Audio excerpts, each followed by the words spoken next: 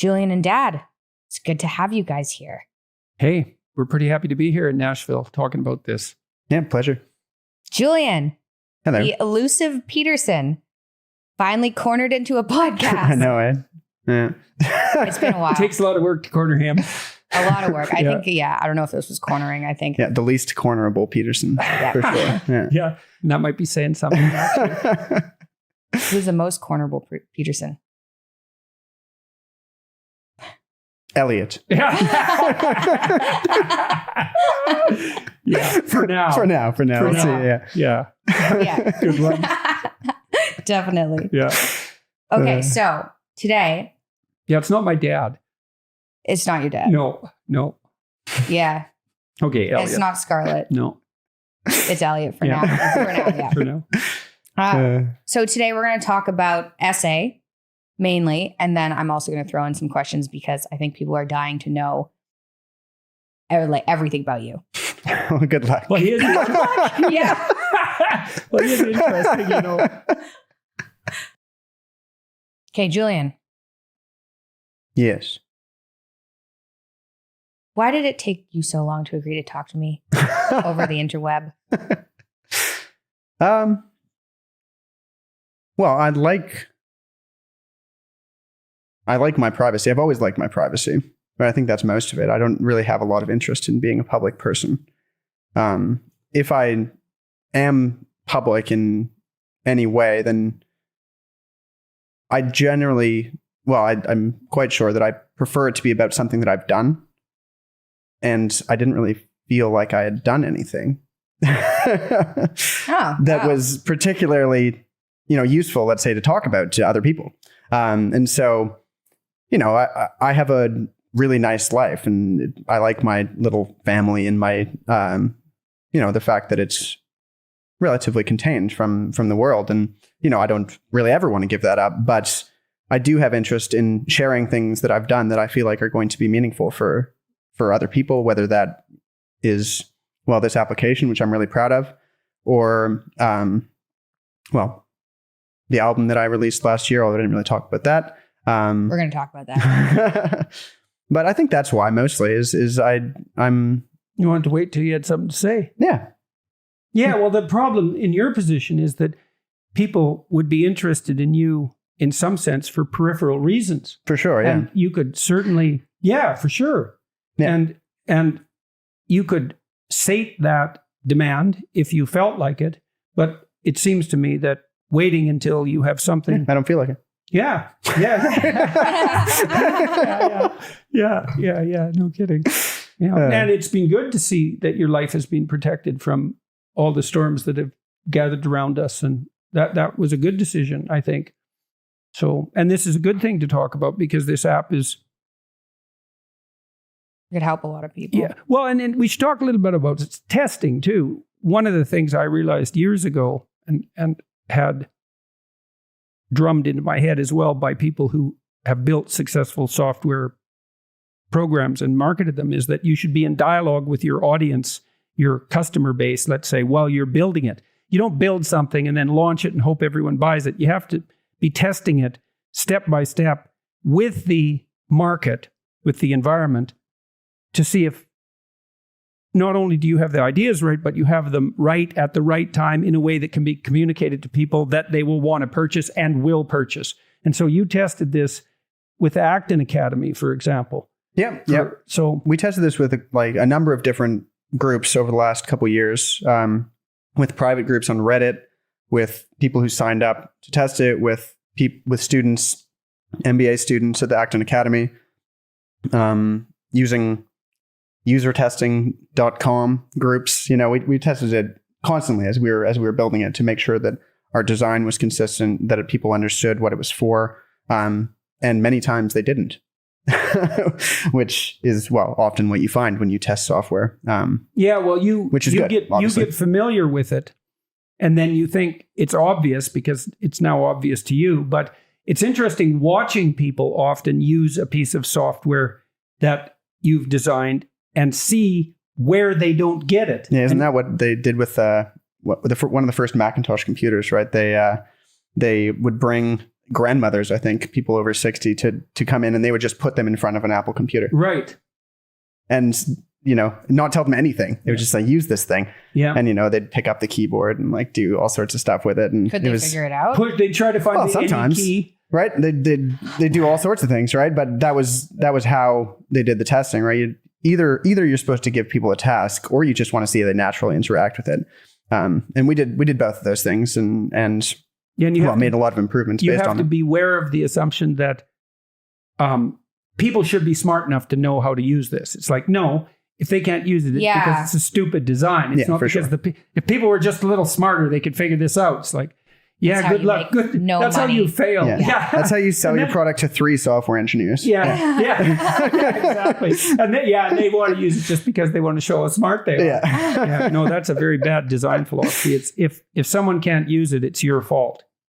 It's the right attitude in business. That's why it's not so much. Yeah, it's like websites when every single website has a formula and looks the same, and one other website is, oh, no, that logo or that button should go in this other corner. Yeah. Well, and that's the modern internet, right? Like is that everything looks the same because, then people can use it. Right. You build in redundancy. Yeah. And you violate conventions at your peril. We could have insisted that everybody use a Dvorak keyboard for this writing program. And that's a way more efficient keyboard because the alphabet letters are spaced for optimal speed when you type. But you don't see people using Dvorak keyboards. Well, one of our developers did. What? What is this type of... I was nodding along like I knew what you were talking about, but I don't.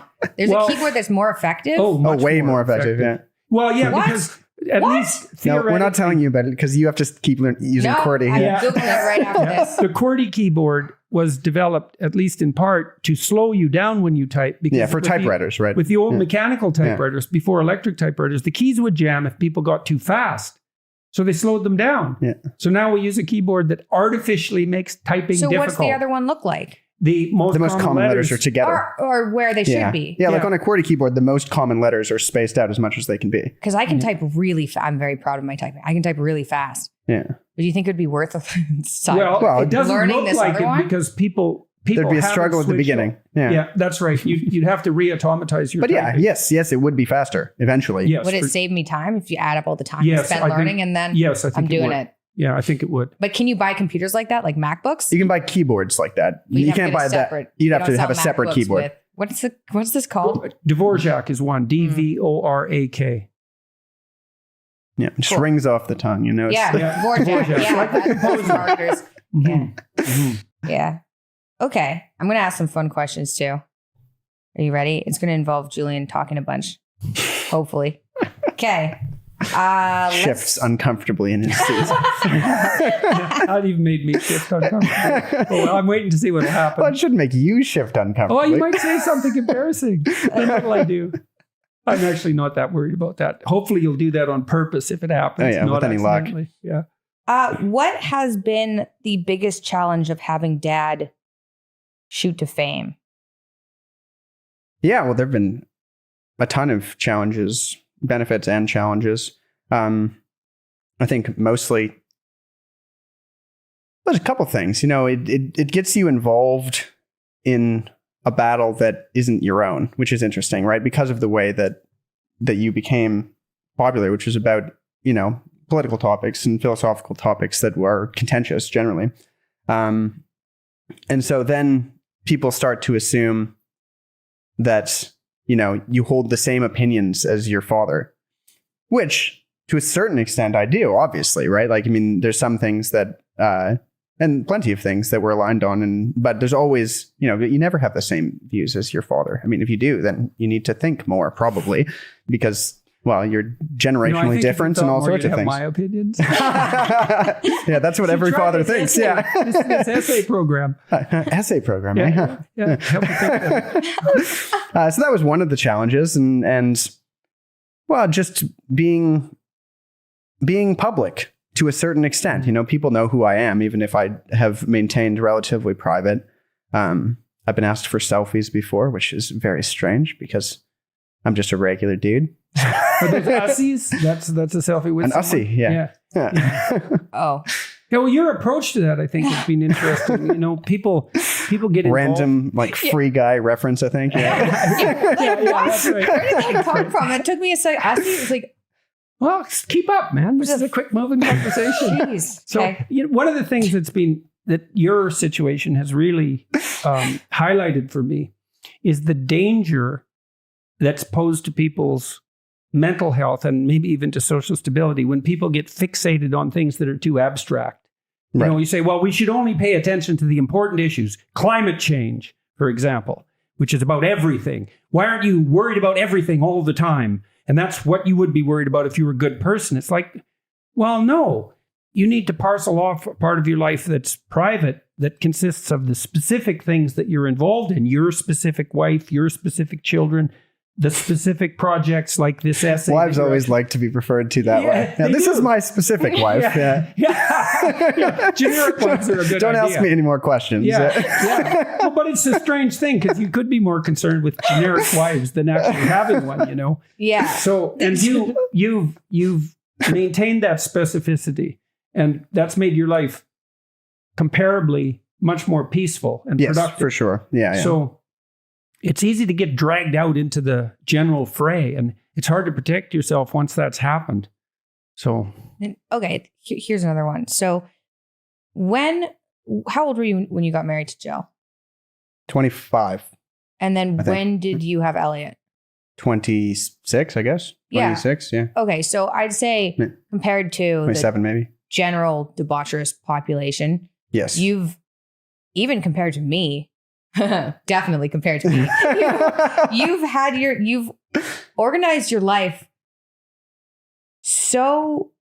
from the outside anyway, so well that it's hard to believe. Right? Well, thank you. Like, that's a really nice compliment. You went to university. You got a bunch of educate. What did you do in university? I did a Bachelor of Arts, which everyone thinks is the best thing to do. That's no, but I did a cool one. It was I went to the University of King's College in Nova Scotia and highly recommended place. By the way. Great university, and did a great books program called the Foundation Year Program.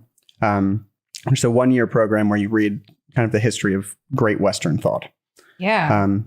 And so I did that to begin with, and then I did my general degree in philosophy and music.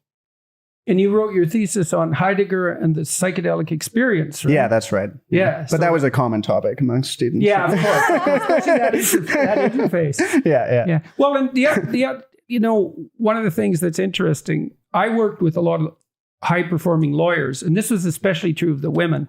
They were hyper-conscientious, and they were overachievers, which is a horrible word, in junior high and in high school. I think that's 2 words. No, it's one word. It can be hyphenated. Anyways, they were the top of their high school class. Then they were the top of their undergraduate class. Then they went to law school and they were the top of their class. And then they got picked up by a big law firm and they shot up through the ranks and became senior partners. It's one word. No, wait, no. No. See, you need to think more like me. Yeah. And then when they got to be senior partners, they generally concluded that they didn't want to work 60 hours a week like all these other guys, and although they were women, and they wanted a more balanced life. But they had never really stepped outside of this single-minded track, And it wasn't until they hit the pinnacle of what they were aiming at that they sort of woke up and realized, well, maybe this isn't what I wanted to be doing all along. And the interesting difference with you, I think, is that while you've been organizing your life in a pretty consistent manner, and in a traditional manner, I would say, you've also pursued your artistic pursuits simultaneously. And that makes it different because that's a place where you can have freedom within the context of discipline and where those things actually work very well together. You told me we were walking the dog in the park like a couple of months ago, and you were like, what do you want for yourself in 5 years? And I was like, well, I want to have, a good family life, and I want to have a career that's meaningful and, good generic answers.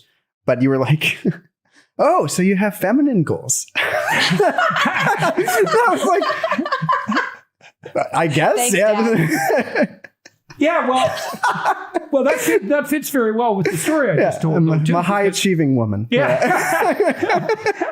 Yeah, well, that could be worse. Yeah, no, I'm happy about it. I wasn't offended. I just was a little surprising. 40. Well, I mean, time will tell. Yeah. Well, if you do, please keep that private. Well, yeah. I won't be keeping that private. Oh, that's funny. Anyway, my point was, I guess, do you have advice for younger people about how to, like, are you happy that you're settled down now with a kid? And yeah, for sure. I wouldn't really have it freedoms or anything. Well, yeah, obviously in some ways it's limited freedoms. But I feel like when you get into your late 20s or even mid 20s, you've probably been partying and doing random stuff and living with roommates for quite a few years already. You know, I mean, it doesn't, I don't think it remains interesting for that long. And even with, people I know that are around the same age, everyone at around this age, or not everyone, but a lot of people end up settling down to a certain extent. And whether that's, it's needing a change of some kind, whether it's deciding to travel the world or switch careers or go back to school or something, you can't just stay on the same kind of young person schedule forever. I found someone who I fell in love with, and I always was attracted to women who wanted a family, and I always wanted a family. And so it fit in well for me. And I think that's fairly uncommon with young men. One of my observations of you, and I know you were very private, so I don't know all the details, thank God, is that you tended to mostly have long-term, pretty committed relationships. Yeah. And that was the case with me too, generally speaking. Do you think that was associated with this conscious desire to have a family? I don't even know if it was. I think that I normally just chose girls that I liked. Plus, what do you want to go out with a girl who's like, I hate children? That's super attractive. Well, I never want to be like, that just shouts infertile. Yeah, well, it's not so bad if you don't want children and if you only regard them as an impediment. But if you're shouting it, that's definitely a problem. Yeah, that's a problem. Yeah. If you're shouting that on the street, probably you should be best avoided. But I don't know. It's just kind of how it worked out for me. And I was really lucky. I met someone who I was extremely compatible with very young, and our relationship has only improved with time. How did you know that was going to work out? Well, I didn't. And we had ups and downs, right? Like we had our ups and downs, and I didn't know until we were married, I guess. Weirdly enough, like maybe not. Well, maybe that's fairly normal. But even when we were engaged, I feel like we were still kind of feeling each other out to see if it was really the right path. And we went through growing pains and all sorts of things that all couples go through. We fought a lot at times, but the thing that I guess made me realize that it was, a relationship that was built to last was that every time we did, our relationship improved. Right. Yeah. And then it was happening less and less. Whether you fight, it's whether you reconcile. Yeah, for sure. That's what it's all about, right? It's all about finding someone that is willing to put in the effort to improve the relationship, over the years, because people change and their needs change and their interests change. And you have to have a partner that's willing to listen and keep up with you, right? Are you good at negotiating? Yeah, I'd say so. I mean, that's one of the things that we practiced a lot as kids, right? Yeah. And that was one of the things that made our childhood somewhat unique, I would say, was that we spent a lot of time being taught to negotiate. And so, it's definitely one of the skills that's very useful in relationships, I guess, that I have. And useful in other ways? No. I've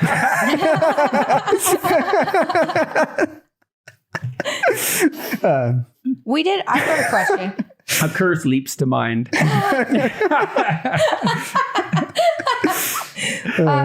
When you have arguments and negotiate, we had a podcast last year with an FBI negotiator, and his take was that you either agree to something and the other person kind of meets you there, but you don't meet in the middle. What's your take on that? Like when you guys have disagreements, are there things where you're like, okay, I'll give a little and she'll give a little, and then I think eventually that's what happens. But I think that when you, I think it's a Hegelian synthesis.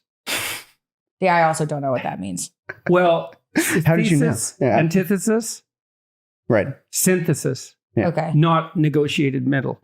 Yeah. Right. Okay. Yeah, and that's what I was going to say. Obviously. I was going to use exactly the same words too. Yeah. Yeah. Hegelian synthesis. Yeah, and there's no way of knowing that I wasn't going to.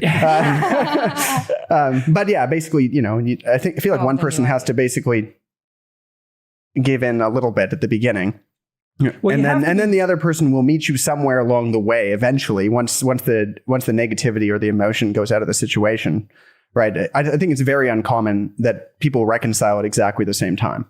Right. It's almost always one person decides that it's, either understands what they've done to contribute or is willing to put that aside in order for, to have a real communication with the other person. And then once the emotion calms down and people can see more clearly, then you meet somewhere down the road, I guess. Down the road. Yeah. Well, I think that initial willingness to give in isn't that. It's, I'm willing to change as a consequence of this conflict. Now, that means I haven't specified the direction of change, but you would do that hoping that you could both attain something better as a consequence of the negotiation. Yeah. And you can, almost inevitably. And that's what you can aim for. It's like, let's make this better. Not average, not miserable in the middle, but better for both of us. That's the point of a successful negotiation. It also means that the negotiated agreement will be stable. Because if you have to give in, let's say, and compromise, well, then you're not really pursuing what you want to pursue. And so you're going to work at a counter position to that subtly and maybe not so subtly. But if you see, this solution that we both generate is way better than either of the things we were doing before, that'll just sustain itself. One person has to trust that the other person is going to do the same thing, right? I think that's where it is, because people fight, like an actual fight in a relationship, when the trust disappears about something, right? Yeah. You assume that the other person isn't going to be able to move past it in some way, or isn't going to be able to apologize in a meaningful way, or whatever it is. Or they were motivated in a way that wasn't right. It was untrustworthy in some way. Yeah, that's right. That's right. It is. And then, it's one person at least has to decide that there's a spark of trust that will come back, right? Yeah, that's in kind of that turn area. The other cheek thing. Yeah, exactly. And you don't have to think that the other person's right or anything. You just have to think that they are willing to actually come to a compromise of some kind. Yeah. A solution and certainly. I mean, one of the things that your mom and I have going for us is that fundamentally we trust each other. Like, I really trust her to do her best to do the right thing, and that can be rocky on the road there. But I know she's working, man. She's working. And hopefully she feels the same about me. And so, we decided when we got together, I had already decided that I was going to try to not live by lies, let's say, at that point. And I'd made a concerted effort to do that for a number of years. And when we first got together, that was part of our agreements, like no lies. And I don't think your mother's ever lied to me. So she really stuck to it, man. Once she said that was what she was going to do, That's impressive. Yeah, it really is. It's when she commits to something, she's committed. And that was so useful, especially when things got really rocky in our lives, when you were sick and when I was sick and when she was sick, because we could trust each other. You weren't sick. I was just off to the side. What the hell's wrong with you? Anyways, it's like, I'm not sick. Look at me over here. Like, we don't have time to look at you. That sounds about right. Yeah. No, well, I told you that when you were, I don't know how old you were, 10, something like that. When Michaela got so sick, I remember talking to you and saying, look, kiddo, we're up to our neck here and you're going to have to be sensible. And you were. It was cool. You almost got a tear. Well, it wouldn't be an tear. Me and my feminine temperament. My feminine goals, your feminine temperament. Yeah. I know. Yeah. Yep. Wow. I'm glad I'm sitting out of the out of the pokes for this podcast. I'll sit here quietly. I guess we could. I think you were too hard on yourself about relationships there, kiddo, earlier. Comparing yourself with Julian. That seems like a backhanded compliment. It's an insult to you. Torn too. I feel like I just meant in comparison to me. I'm not hard on myself. I don't think I did something necessarily. I think I did my best. Yeah, there were some extenuating circumstances over here. Yeah. So I'm like, it just didn't turn out. Yeah.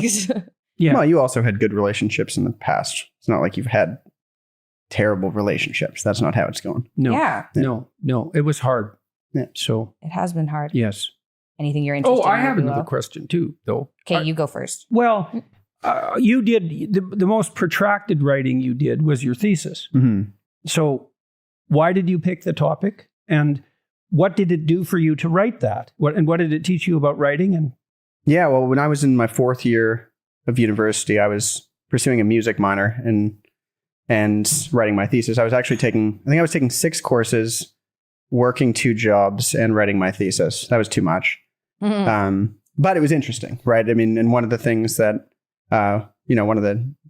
you always say to people, but you said to us as kids was, it's useful to see how far you can, see how much you can work, right? And see where your limits are to a certain extent. And that was one of the things that it did to me for me that year, was that I was really going at full capacity, doing all those things. It was great. Writing a thesis was definitely the most meaningful part of my university experience.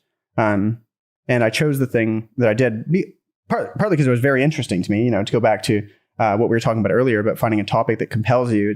I thought it was, I'd been reading a lot of Heidegger because that was part of the degree that I was doing was focused on kind of that era of philosophers. And I found his philosophy extremely interesting. And then I was also reading Terence McKenna at that time. You had given me a few books that were about the psychedelic experience. And like fathers do. Yeah, that's a normal thing. People, yeah. And I kept seeing parallels, and maybe that was the psychedelics, but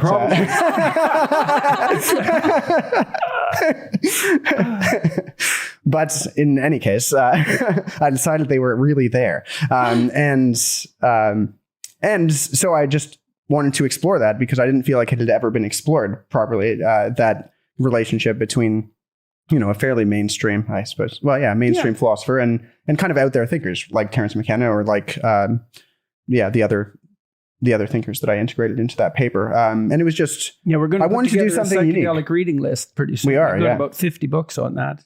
So is that it's about paper ready to go. like? Could that paper be put up online so people could read it? It could. I'll put it in the essay app. Yeah, I think you should put it. Didn't we decide that you were going to put it in the essay app? Yeah, that probably needs to be edited. Oh God. Yeah. Well, use the essay. Use essay. Yeah. It's pretty good. What is essay, Julian? Essay is a writing platform that I've been working on for the last couple of years. That basically turns Dad's writing philosophy that he used to teach to his students and continues to talk about into a web app that's usable for the average writer and makes it easier to follow the philosophy and learn to write. So where did this come from? You said Dad's philosophy. Where did essay come from? Yeah, so there was this document that Dad produced for his university students a long time ago. I don't know exactly when it was. 15 years? Yeah, 15 years ago. And he would give this to first year and second year students to help them structure their essays, because most first and second year university students don't really know how to write very well. And they've never been taught by someone who knew how to write. So maybe they were taught grammar in an artificial manner. But I looked at how I was grading essays and then formalized it. And I realized I was grading word choice, phrase organization within sentences, sentence organization within paragraphs, paragraph organization within chapters, and then the impact of the whole. I thought, well, that's also how I edit. And so I wanted to write a practical writing guide, not one that focused specifically on grammar. And so when Julian and I started talking about this, first we were going to just publish the essay guide, which we did. We made that available freely online. But then we were thinking through the problem of how to teach people to write. And the hard thing about that is that usually people write and then submit it for grading. And that's extremely expensive and cost and time intensive. So basically we were attempting to turn this document into something that people could use and they could improve their writing in a more structured manner, but that it would be more natural than reading a document and trying to do it in that way and taking bits out of the document and trying to integrate that philosophy into their writing. And so we did a number of iterations trying to turn it into, instead of kind of a step-by-step guide, a more kind of contained application that would integrate the philosophy and the tools that were written in the document into something that you could just use and it felt natural. And as you were writing, you could kind of integrate these practical tools and it would just come together and improve. Yeah, instead of writing in a word processor and referring to this document, we just integrated the two so that you can write and focus at different levels of analysis with each tool. And so there's a tool that is optimized for producing a first draft where you just read what you need to read and take your notes, watching what you think and maybe thinking out loud and trying to capture that loosely as rapidly as possible. And then there are other tools that follow on from that. Yeah. So basically we split it out into the produce tool, the outline tool, the rewrite tool, and reorder. And basically the structure that someone's supposed to follow when they're using this app is they outline their essays. They decide what they're going to write about. And it doesn't have to be an essay. It could be a document. It could be an email to somebody. And so you basically come up with your main idea and then you break it down into subtopics. And then you go to the produce tool. And that's where you're supposed to kind of fill in your ideas in a rough way, which is what Dad was talking about. You just kind of write. You're not supposed to edit.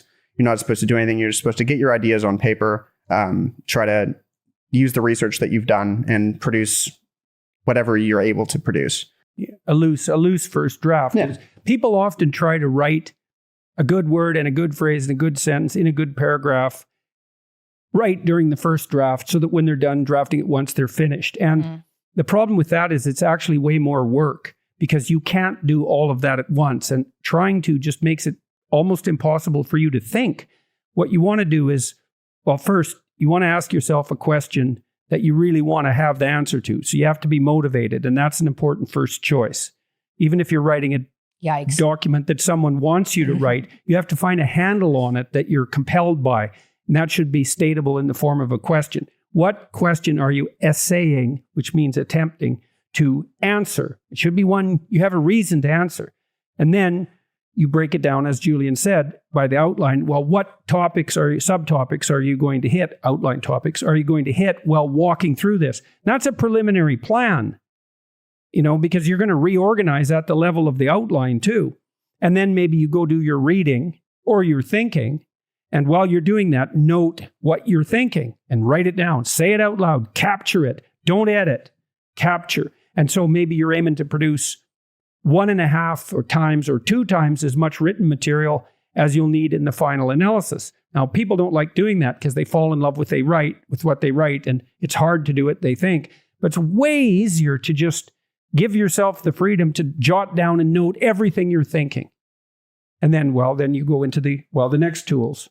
Yeah, and basically the next tools are editing tools. And so the idea that we tried to capture in this tool is to allow people to produce variations of their writing and to quickly restructure it. So like variations of sentences or paragraphs? Yeah, variations of sentences first. And so what you'd do if you were writing a relatively long piece in this is you'd go through it sentence by sentence. And we have a tool that shows you your full document on one side and then a broken down version of it sentence by sentence on the other side. And basically you can go one by one through your sentences, produce as many variants as you want, and then see them in context to your document. Okay, so that's a Darwinian approach to creative thinking. So because in the Darwinian evolutionary process, creatures generate variants, that's mutation and sexual recombination, and then the environment selects from among those variants for the most fit the particulars that are most fit at that time. So this tool, it'll show you your sentence. Correct me if I get this technically wrong. It'll show your sentence. You click on it, it'll duplicate the sentence. And then you can write a variant of that sentence. You can do that indefinitely. And then what you want to do, write shorter sentences, longer sentences. Shorter is usually better. People can improve their essays radically, usually by cutting the sentence length by 15%. That's a good first pass attempt. But you look at all these variants, choose the variant that's better, and substitute it. You do that with every sentence.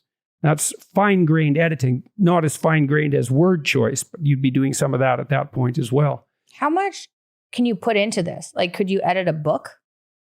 Theoretically, you could edit a book. It would help in some ways because we have the outline tool, which allows you to quickly jump through your document. We've had some... So what do you mean? Well, in the outline tool, you have written your subtopics, and then what it shows under each subtopic is a truncated version of each paragraph that you have within the subtopic. And so it'll show cool. I don't know, a 5 or 6 sentence, or not even, probably a four sentence version. So you can quickly toggle through your essay. And so it'll get an overview of it. Get an overview, and you can click to scroll. And it really allows you to navigate a relatively long document pretty quickly. Yeah, likely what would happen is if you're writing a book, you'd use it for each chapter and rewrite the chapters, and then maybe use a standard word processor to move the chapters around. Depends on how long the book is. But for lengthy essays, even multi-part essays with multiple subtopics, it'll work just fine. Yeah. So. Wow. Yeah. That seems... Yeah. Well, we can return to the original, let's call it, principles of writing. You remember when you're thinking about a document, you think you build it word up, but or do you build it letter up? I hope not. Right. Yeah. Right. Exactly. Well, by the time you write, you've already automated the letter typing process, right? So, but then you have to think about the word and the phrase and the sentence and the paragraph sequence and the subtopic sequence. And the tool is designed to help you learn to think like that at multiple levels of analysis. Well, and so you don't have to think like that. That's kind of the point of it, right? Is to break the thinking out into software so that you naturally think that way when you're writing. Yeah. And that's how you thought writing. That's how you write, right? Well, it was an iterative process because while I was grading and then trying to teach people to write, I was thinking about, well, what am I doing when I'm grading? Now, I'd already written a lot by then, but it wasn't until I wrote this document that I really started to understand this idea of simultaneous multi-level processing, which has been very useful for other things I've been thinking through. It's like, well, where's the meaning when you read? Well, is it in the words, the phrases, the sentences, the sentence organization, the paragraphs, etc.? I don't walk through that again. But the answer is it's all of those simultaneously. And it's even broader than that, because you might think, well, the essay as a whole, that's a level of analysis. But there's the broadest possible level of analysis. But it's not. The question you're asking is broader level, because the essay, for it to be a real product, a product of your imagination and thought that will be useful to you practically and also psychologically, let's say, it has to address something that you regard as important, or the whole bloody exercise is a lie. And I would recommend, if you're bored by what you're writing, then you're not trying to you're not trying to answer the right question, or you haven't formulated the right question. What do you do though? This is just side note. What do you do if you're in high school or university and you're assigned a topic? You find an angle that makes you interested in it. You have to wrestle with yourself to begin with. Maybe you write something critical. Well, I think it's a rare teacher that if you suggest something that's similar that you are interested in, they'll say no. I think... Okay, so try that maybe. I think generally try to write something, approach your teacher and say, I'm actually interested in exploring this topic. If the teacher says you're not allowed to explore a topic you're interested in, then they're probably not a very good writing teacher, and maybe you don't care about how they feel about your writing. And that's an important point. That's a good point. It is a good point, man. It's like, don't let people mess with your words. Yeah. And you don't want to lose if you do enjoy writing, you don't want to have that taken away from you by someone who's going to put you in a box that you don't want to be in. Yeah, and so if you really hate the topic, write something that's subtly satirical or over the top. Like look, man, writing is hard work. It's hard, just like thinking. But it's not as hard as doing neither. because then you're a mess. You're anxious and you're without purpose and goal, and you're inarticulate and you're weak. You lose. And I don't mean in a you win and someone else loses manner. I mean in an everyone loses manner. And so when you sit down to write or think, you have to be motivated. And if you're not doing it right. And that's, writing teachers should stress that above all else. They should help their students identify something that they can hardly wait to write about because it's so important to them. Well, then you've got the motivation, and each word starts to matter because your life depends on it. And if you think your life doesn't depend on your words, you just don't know anything about words. And so it is definitely the case. Let's take a business example. If you're constantly being forced to write things that grate against your conscience, or that you find yourself bored to death by, then it's either time to stand up and say something, and then you should use the writing program to figure out what you're going to stand up and say, or it's time to get a new job, in which case you should use the writing program to put your CV and your resume together and maybe write yourself something like a statement of purpose. Like, this is no game. If writing is thinking, which it is, and thinking sets your life in order or not, then you don't let people mess with your words. You want to get them in order like soldiers. And that's partly what this writing program is designed to help people do. Now, it's not so much we're trying to teach people to write. We're trying to facilitate their thought and their clarity of communication. And writing, this is another thing that isn't taught well to students. Well, why should I learn to write?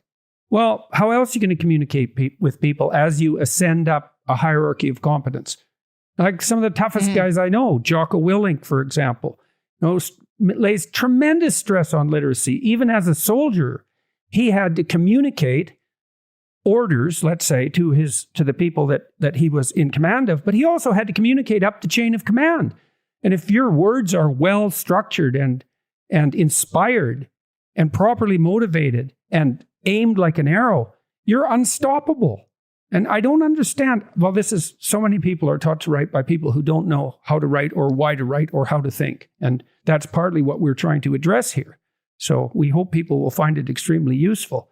It's also like knowing how to write a good email too. Even if you're not interested in essays specifically, knowing how to write a good email can change how a company is run. Absolutely. Yeah, for sure. Well, it can change people's lives, right? You need to write an email to someone you want to get a job from, or a landlord to try to get them to not increase your rent, or or a city councilman to try to get them to do something that needs doing in your neighborhood, or a politician to get them to change a law. You're going to be making your case in front of people, badly or well, your entire life. Yeah. And so I don't know why we don't teach people that this arms them. Well, we won't use that language, right? Because we think everyone should be cooperative, and it's a complete bloody mess. But we did decide, though, we've been trying to crack the problem of scaling education.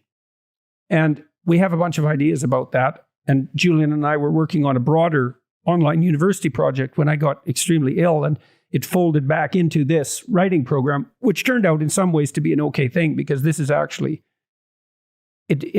hopefully it will address a very serious issue. And we could do it instead of the other one, which... The other one was pretty broad. It was, too broad. Yeah, better break which is why it failed, probably. Yeah. Well, part of the reason. It hasn't failed yet. It's just been sequenced differently. Yeah, fair enough. So Peterson Academy is coming. Yes. One day. Yes. Yeah. Yes, and we have online courses, and we're working with people in the broader educational sphere. So who knows what'll happen? You should talk about the design a little bit, because it's quite elegant. Yeah, sure.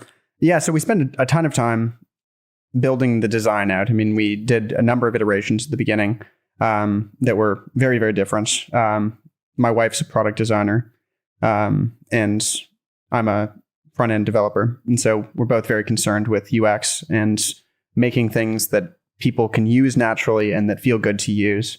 And so, a lot of people don't like to write.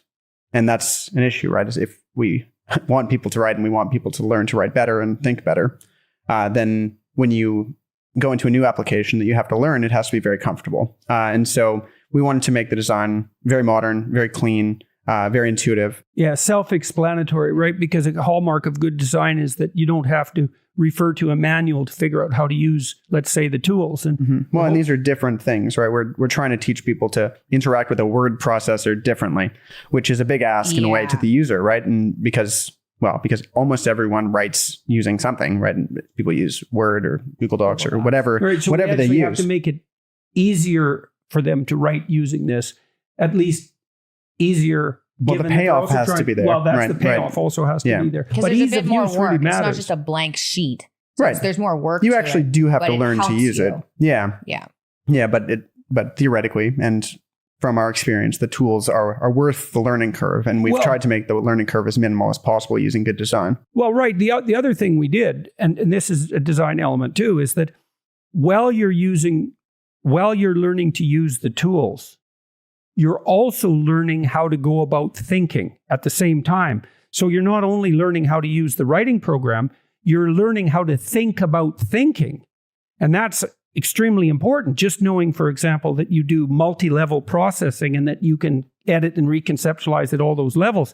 That's extremely useful formally to know about how you think and why you think. Yeah, what's a nice thing about the tools in general is that they're not specific tools to the app, right? Like you can use them in context of the app, but if you're writing an email in Gmail or whatever, then you can still go through it and improve the sentences and improve the structure of the paragraphs, and you can use the tools that you've built and practiced using the application. Now internalize. Yeah, exactly. And you can use them wherever, and you can use them, when you're thinking or talking as well, in a sort of faster way, but they're generally useful things to understand and right. So my impression going through, I kind of had to learn to use this app in the last few months, because although I was involved in the design to begin with, when I got sick, I forgot a lot of what the app did and why it was produced the way it was. And so I've had to learn how to use it over the last couple of months. And it was very straightforward to learn. But what I was even happier about was the fact that learning to use it does not waste effort. If you learn a program like Photoshop, you can use the Photoshop skills you've learned on Illustrator and other Adobe products, but it doesn't really generalize outside of that domain because these commands are so specific. With this, you could use Essay for a year and then hypothetically never use it again, because you could do what it does in a word processor. Yeah. Well, it does this only by the personality test once. Essay, never use it again. Learn it, internalize it, throw it away. No, I wouldn't recommend that, because I think that once you use it, this guy's not in our marketing team. Yeah. You'll also find it a good place to keep track of your essays and all of that, to build an essay bank. And we're going to build. Oh, that's cool. That's a good idea. Yeah. So we've thought about the problem of what do you do with what you've written, and that's also relevant to something mentioned earlier. If you write an essay and your first draft is twice as long as it needs to be, and you cut a bunch of it out, keep what you've cut in another document, because I've almost never written anything that was wasted. It might not have been useful precisely in the context that I wanted it for at that moment, but keeping a log or a collection of written material, especially by topic, is extremely useful as you progress through your life. And you'll find a use for it, man. Okay. It's useful for writers. It's also, I play music, and I've done that with songs too, right? You can write song lyrics and just write poetry or whatever you're writing. Yeah. And then you can, that's how a lot of great songs have been written. Little pieces here and there of different, thrown away songs that people stitch together. The Beatles did it all the time. But so it's not just for writing, but for artistic things as well. Often, no genuine work is wasted. It just doesn't fit necessarily with exactly what you're doing at the moment. But first of all, the skills you learn while you're genuinely working generalize, and also the products, if you keep them. I had some poems I wrote, horrible poems about children, 15 years ago. We don't need context for that. That's okay. They're funny. They're funny. Yeah, it was when I was doing my clinical work, and I needed to blow off some steam about all the awful things I was seeing. So thank you very much. In any case, I wrote those 15 years ago. It wasn't till this year that we started working on having them illustrated, and a whole sequence of creative projects emerged from that. So you have to realize that when you're writing, you are literally changing your brain. So be careful about what you write about as that's well. for sure. Yeah, for sure. Man. Like truth all the way. Well, it depends. Do you want to program in garbage? Because you're actually producing automated circuits in your brain when you write. And so if you write something you don't agree with, you can do that as an exercise to stretch out your intellectual imagination, right? And to develop your argument, let's say, and the contrary argument as part of thinking. But if you write a bunch of lies for someone that you don't trust to do something you don't like, that will change you in that direction. If you do that 100 times, you'll be way different than the person you were. And you may be bored, miserable, angry, unhappy, resentful, amotivated, tendentious, inarticulate. But otherwise fine. Yeah. Yeah. Don't mess with your words, man. The point you made earlier, I hadn't actually thought about this. I've got an issue storing way too many Google Docs and Sheets, and Google has like terrible storage, Google Drive. Yeah. Right. So the fact that you can actually store focused pieces of writing, that's pretty interesting. Instead of putting all your spreadsheets and everything in one area, you could put everything that you focus on in one area and then look back on it. Yeah, well, Google Drive is obviously great, nice. but it's because everything is there. And that, that comes with the cost. With a cost, for sure. Yeah, well, you lose things all the time there. Yeah, yeah. And that's not something that we've solved completely with this program, but it is a good place to store the things that you've endeavored to write. So. Cool. We have 3 patents pending on it? Yes. So that's fun. So it's still stealable. Is what we're saying. It's still stealable, yes. Well, on that, virtually everything is stealable. And the way you succeed in the marketplace is getting there fairly early and then making a product that's better than everyone else's and then keeping it better. If you want to rely on legal protection, even patents, it'll just wear you to a frazzle. It's not look, you have to keep people from stealing your intellectual property, and patent protection and legal protection can help. But in the final analysis, the way that you remain competitive in the marketplace is to stay not only ahead of your competitors, but ahead of your previous product. Right. And so otherwise you get into this defensive mode where you're fending everyone else off, trying to protect your thing. It's like the thing you developed in all likelihood is alive, and you should stay on the cutting edge of its development. But it's still nice to have the patents. Yeah, for sure. So they're hard to enforce. You have to take them out in all sorts of different countries. You get tangled up with lawyers, but it's still nice to have that. No one wants that. Yeah. No lawyers can use our program. No, I don't mean that. Lawyers are very useful in their proper place. Which is definitely not everywhere. Yeah. Yeah. So how does that work for running out trauma then? Isn't it? Because it's supposed to be therapeutic, but how is it not strengthening memories associated with trauma? That's an excellent question. And there's actually a whole research literature on that, which we drew on when we formulated the self-authoring program, especially the past authoring program. Well, James Pennebaker tested that. So imagine 2 theories. One is just write down everything that you can remember about the trauma and cry and be miserable and depressed while you do that. And that's cathartic. Okay. But then imagine that you write down everything you remember around the trauma, and then you go through a process like you would go through with our writing tool, where you organize it and you reduce it and you make it clear and comprehensible and you weave it into a narrative and you strip the emotion out of it while you're doing that because you start to understand what happened. And it isn't catharsis. James Pennebaker tested this. So he had people write about their traumatic experiences. It usually made them feel worse for a 2-week period afterwards. But 6 months later, they had visited the physicians far less frequently. So it's out of tyranny, into the desert, and then into the promised land, right? So there's a cost that you pay when you first confront things that you'd rather avoid. And that's obviously because why would people avoid them if there was no cost? And you might say, well, that's dangerous. And ruminating involuntarily on traumatic experiences doesn't help get rid of them. You have to confront them voluntarily.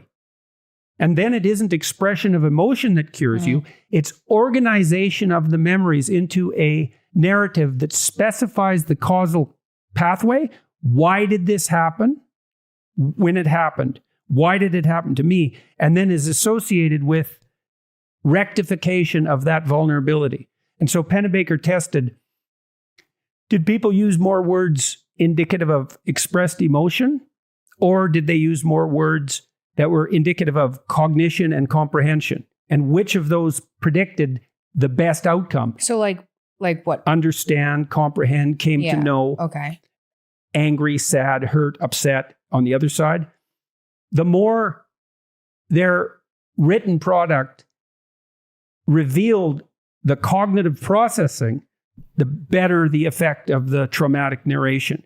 And you see this when you talk to people who have had a traumatic experience, if you talk to them carefully and listen carefully as they work through it.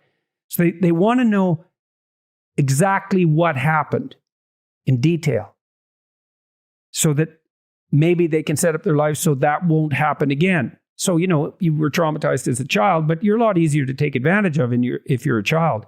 Now you have all those memories about being hurt. Okay. As the person comes to understand their trauma, the time it takes to recount it shrinks dramatically. Yeah.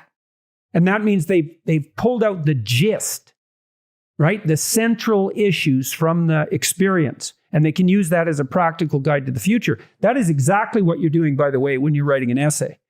You think, well, it's not a trauma. It's like, well, if you pick a question that's interesting to you, it's interesting because the fact that you don't know it is a problem.